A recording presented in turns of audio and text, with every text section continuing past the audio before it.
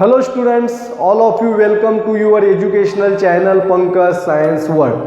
Students, we are studying the chapter Reflection of Light. In that chapter today we have to study about the images formed in the plane mirror. How the images are formed in the plane mirror. हमारे घर के अंदर जो mirror होता है इसे हम plane mirror जो है हम घर में इस्तेमाल करते हैं, तो उस मिरर के अंदर हमारी इमेजेस कैसे तैयार होती है इसके बारे में हमें इस वीडियो में पढ़ना है. Therefore watch this video completely. If you have not subscribed the channel then subscribe it, and if you like the video don't forget to share this video.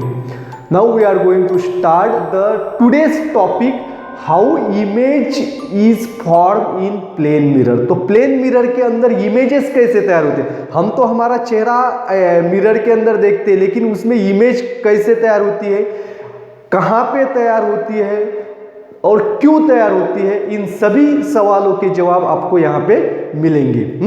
We see the clear image in the mirror if we stand in front of the mirror in our house. अगर जब हम mirror के सामने खड़े होते हैं तो हमारी इमेज, क्लियर इमेज हमें मिरर के अंदर दिखाई देती है. To understand how the image is form in the mirror, let us consider a image form by the point source. Point source यानी कि कोई एक बिंदु जो है उसकी इमेज जो है मिरर के अंदर कैसे तैयार होती है, तो इसके बारे में अभी हम पढ़ेंगे. बाद में एक्सटेंडेड सोर्स के बारे में.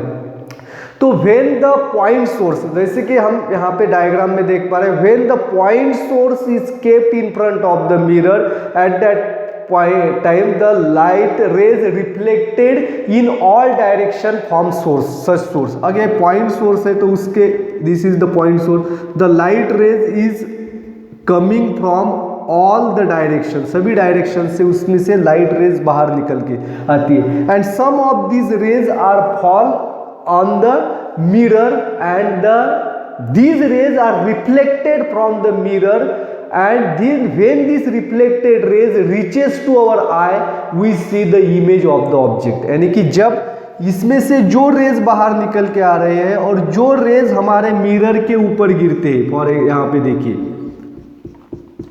मिरर के ऊपर अब हमने तीन रेज लिए. This rays is falling perpendicular, these two rays are falling obliquely. The rays which are falling or incident parallel, they are reflected in the same direction but in opposite.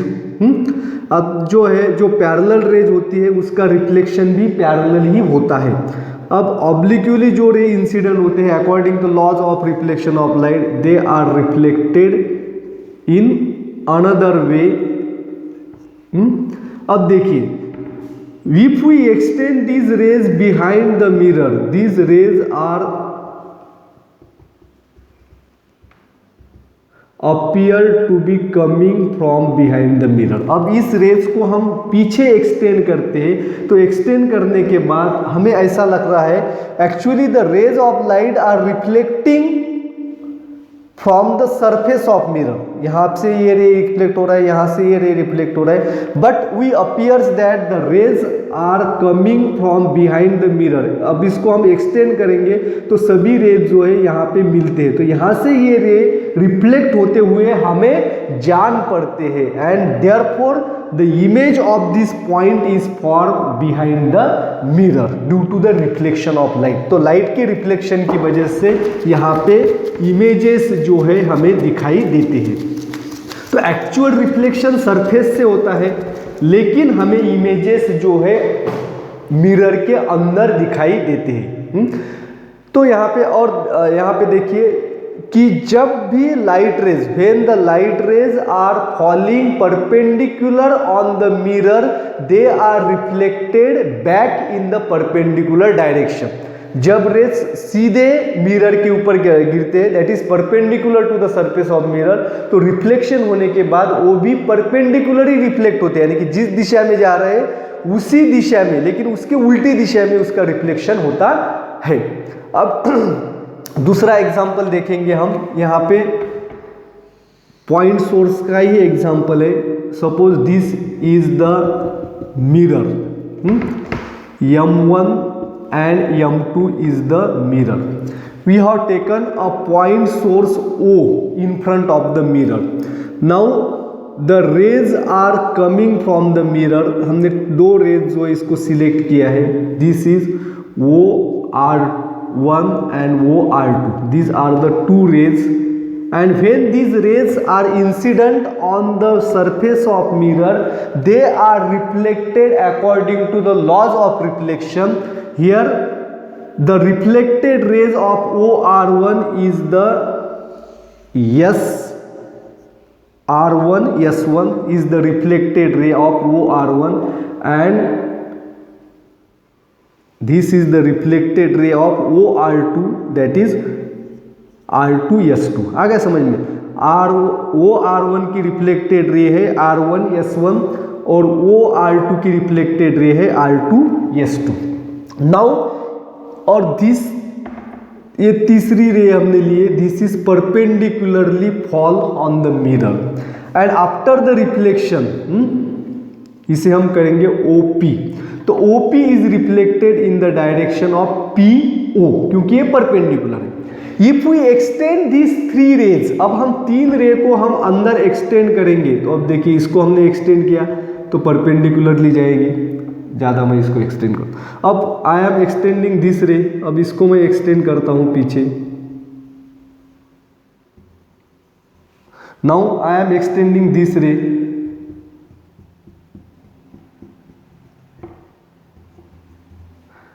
तो all these three rays are meet here. अब इस point को मैं कहूंगा O1. आ गया समझ में? अब क्या किया है मैंने कि actually the rays are reflecting from the surface of mirror, but if we extend these rays behind the mirror they meet at a point O1, that is R1 and R2.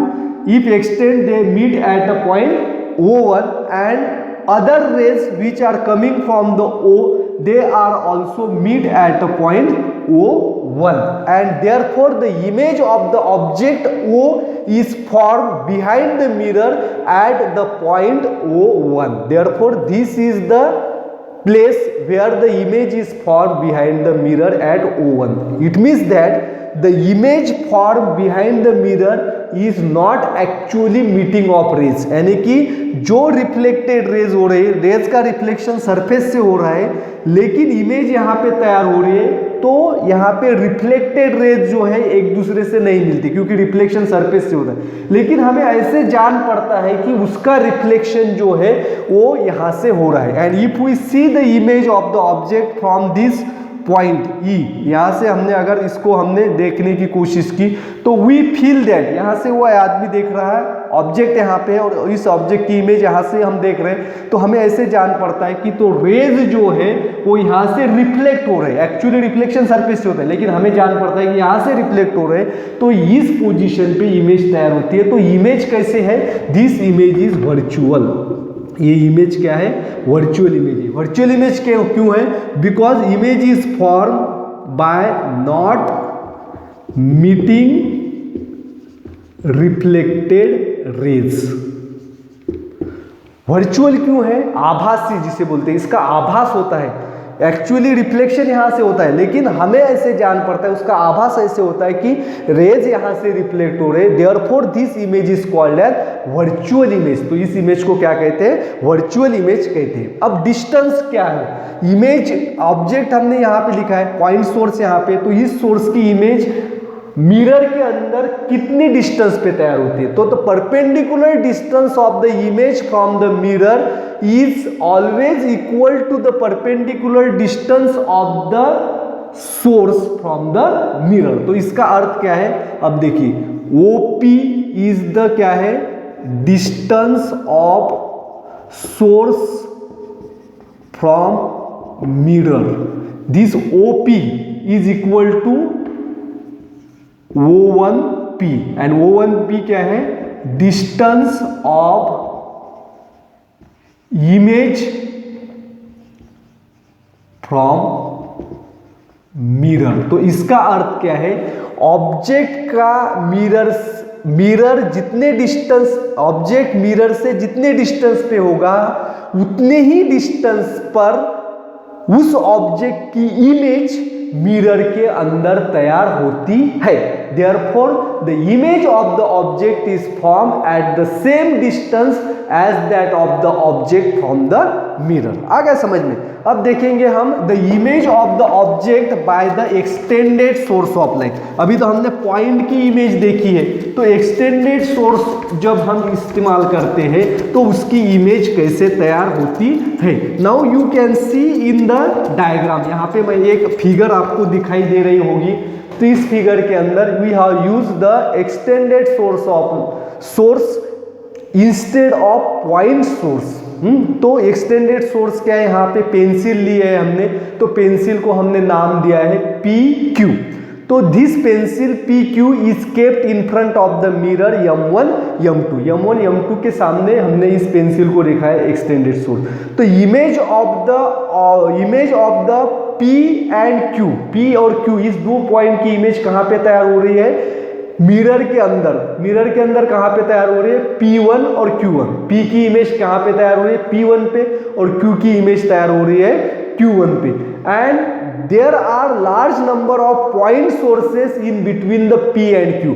P और Q के बीच में बहुत सारे points हैं, and the image of all the points between P and Q is form in between the P1 and Q1। यानी कि P और Q इनके बीच में जितने भी पॉइंट्स हैं उन सभी पॉइंट्स की इमेज कहाँ पे तैयार हो रही है, P1 और Q1 के बीच में तैयार हो रही है। And in this way the image of the extend source is form behind the mirror. और यहाँ पे इमेज की खासियत क्या है, the size of the image is same as the source. यानी कि P और Q इस ऑब्जेक्ट की जितनी साइज है उसी साइज की इमेज जो है वो प्लेन मिरर के अंदर तैयार होती है। तो यहाँ पे प्लेन मिरर की खासियत क्या है, तो ऑब्जेक्ट जो है जितने साइज का है और जितने हाइट का है उतने ही हाइट की और उतने ही साइज की इमेज उसमें तैयार होती है। फॉर एग्जाम्पल, अगर आपके सामने एक मिरर है, बड़ा मिरर है जो आपसे भी बड़ा है, यानी कि ये दीवार जो है पूरी मिरर है, तो उसके सामने अगर मैं खड़ा रहूँगा तो मेरी जितनी हाइट है उतनी हाइट की इमेज वहाँ पे तैयार होती है। तो दो बातें हमने सीखी है यहाँ पे, the distance of the image is same as the object is from the mirror, और दूसरी चीज हमने पढ़ी है कि the size of the object, the image size is same as that of the object size. अब तीसरा हमें पढ़ना है lateral inversion of image. Lateral inversion of image. तो लैटरल इन्वर्शन किसे कहते हैं, तो लैटरल इन्वर्शन ही कहेंगे हम, इमेज के नहीं ऑब्जेक्ट को। तो लैटरल इन्वर्शन किसे कहते हैं, देखिए, if we hold the page of the book in front of the mirror then we see the laterally inverted letters inside the mirror. Why does this happen. अगर हम किसी बुक को मिरर के सामने पेज रखेंगे तो उसमें जो अल्फाबेट्स जो है वो उल्टे दिखाई देते हैं। तो क्यों उल्टे दिखाई देते हैं, तो जिसको हम लैटरल इन्वर्शन कहते हैं। देखिए, अब B जो है वो मिरर के अंदर कैसे दिखाई देगा हमें, the B appears to be like this, C appears to be like this. अब D जो है वो इस तरह से हमें दिखाई देगा। अब E जो है वो हमें इस तरह से दिखाई देगा। आ गया समझ में। This is what happens here.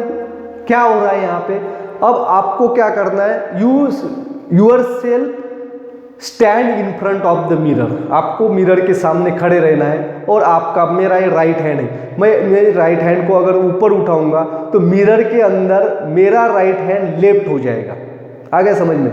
अगर मिरर के अंदर मैं देखूंगा मेरा पॉकेट यहाँ पे लेफ्ट साइड पे है, तो मिरर के अंदर यही पॉकेट कहाँ पे आएगा, राइट साइड पे। देयरफॉर यहाँ पे क्या हो रहा है, the right side appears to be left and left side appears to be right, and this is called as lateral inversion of image. तो इसी को लैटरल इन्वर्शन कहते हैं। Lateral inversion mean left side right appear होती है और right side हमें left दिखाई देती है, इसी को कहते हैं lateral inversion.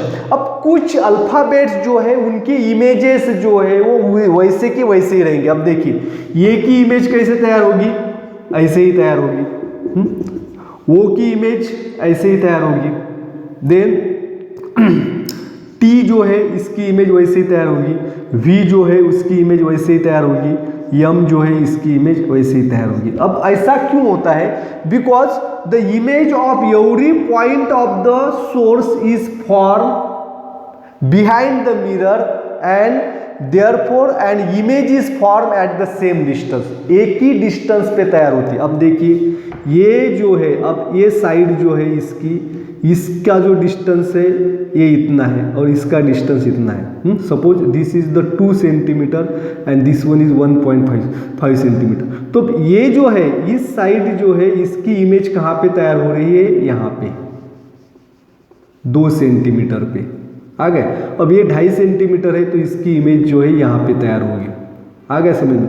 And therefore the left appears right and right appears left. Same distance पे इमेज तैयार होती है। अब यह इस पॉइंट की इमेज उतने ही अंतर पे इस मिरर के अंदर तैयार होगी, इस पॉइंट की इमेज उतनी ही डिस्टेंस पे यहाँ पे तैयार होगी। And this is the main reason of lateral inversion. और यही लैटरल इन्वर्शन का मेन रीजन है। तो क्या रीजन है?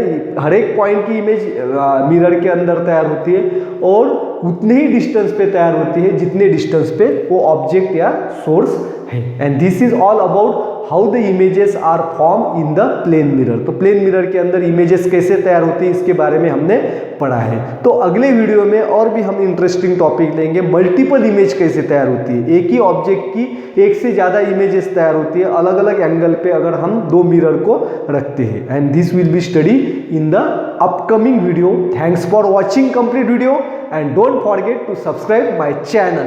Thank you.